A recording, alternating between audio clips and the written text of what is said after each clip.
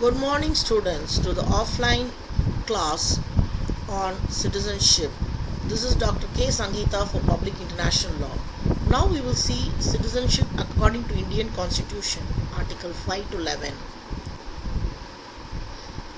Here, Part 2 of the Indian Constitution talks about citizenship, Article 5 to 11. When you see Article 5, citizenship at the commencement of the Constitution. So there are three conditions that is levied there. Who was born in the territory of India, either whose parents are born in the territory of India, who has been ordinarily a resident in the territory of India for not less than 5 years immediately preceding such commencement shall be a citizen of India. Here in Article 6, the rights of citizenship of certain persons who have migrated to India from Pakistan. So here it is talking about the migrated persons. Notwithstanding anything in Article 5, a person who has migrated to the territory of India from the territory now included in Pakistan shall be deemed to be the citizen of India. Here there are two clauses, A and B. B has two more clauses included in it. We will see 6A first. He or either of his parents or his grandparents was born in India as defined under the Government of India Act 1935.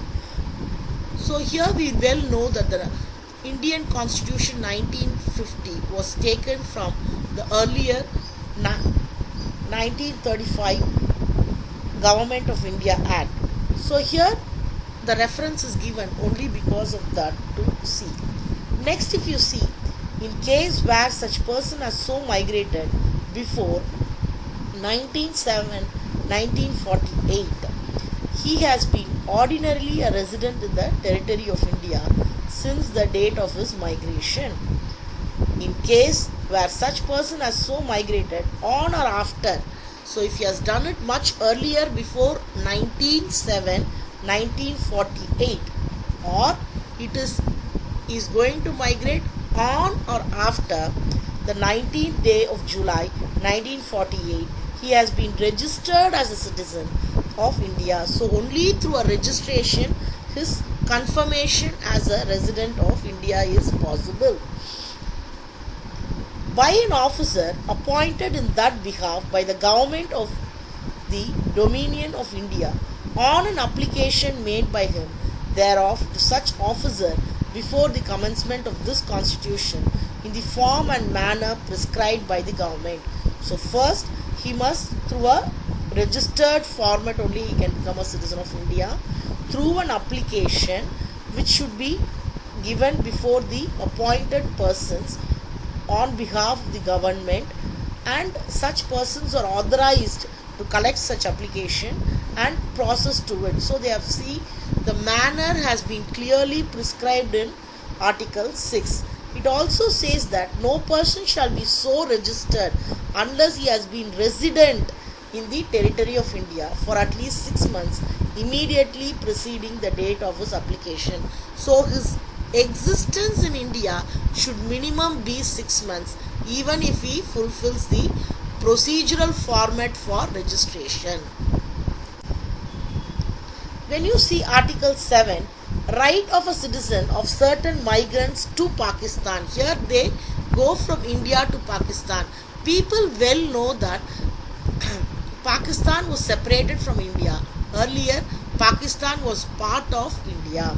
So here seeing this scenario, Article 5 and 6, who has after the first day of March 1947 migrated from the territory of India to the territory now included in Pakistan shall not be deemed to be a citizen of India. So he has gone to Pakistan. So no more he is an Indian citizen. He ceases to be an Indian citizen.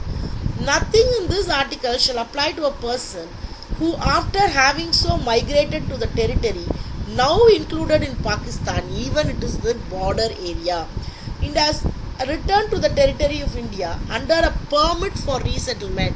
He is gone there for some purpose, either he might have been a prisoner, either he or she might gone on marriage, or he or she might gone to visit their relations, family, friends, parents or grandparents, whatsoever may be the case.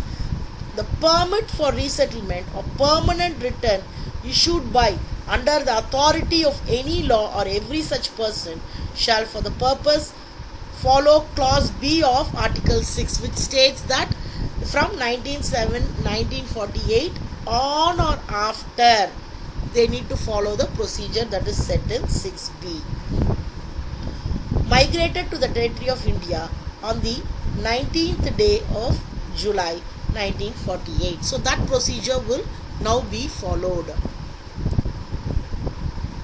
Next, Article 8, which talks about rights of citizen of certain persons in India origin residing outside India, whom we call it as NRI, non-residential Indians.